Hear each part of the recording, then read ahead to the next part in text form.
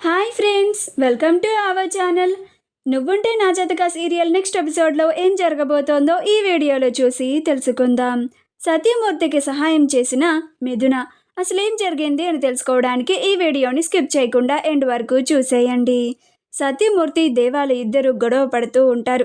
అప్పుడే మల్లేష్ సత్యమూర్తి వాళ్ళ ఇంటికి వచ్చి, సత్యమూర్తి, నేను నీకు ఇచ్చిన గడువు ఇంతటితో పూర్తయిపోయింది. నేను అడిగిన ప్రకారంగా మీ ఇంటి పత్రాల మీద సంతకాలు చేసి ఇవ్వండి, లేకపోతే నేను కోర్టుకు వెళ్ళి మీ ఇంటిని జప్తు చేయిస్తాను. మీరే ఆలోచించుకోండి. ఇంటి పత్రాల మీద సంతకాలు చేస్తారా, లేక కోర్టుకు వెళ్ళి ఇంటిని జప్తు చేయమంటారా అని అంటాడు.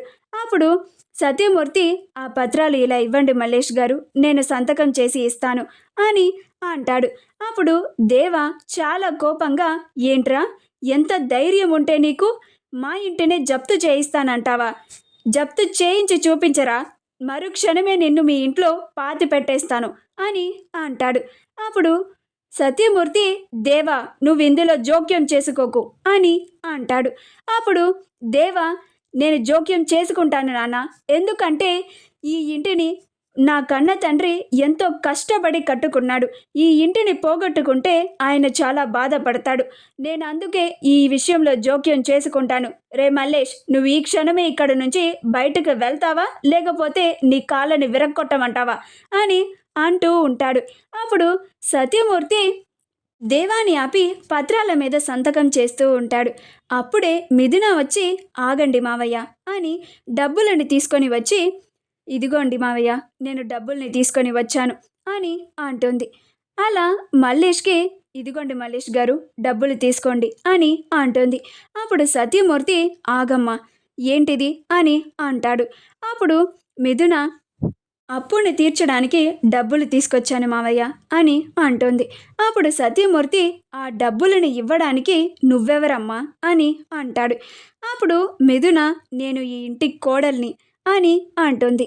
అప్పుడు సత్యమూర్తి, ఏంటమ్మా, ఈ ఇంటి కోడలివా? నువ్వసలు ఈ ఇంటికి కోడలు ఎప్పుడయ్యావమ్మా? నువ్వు మాకు తెలిసినంత వరకు నువ్వు ఒక పరాయి దానివి, మాకెవ్వరికి తెలియని అమ్మాయివి అని అంటాడు. అప్పుడు మిథున, నిజమే మావయ్య, నేను పరాయి దాన్నే, కాకపోతే అది కొద్ది రోజుల క్రితం మాత్రమే.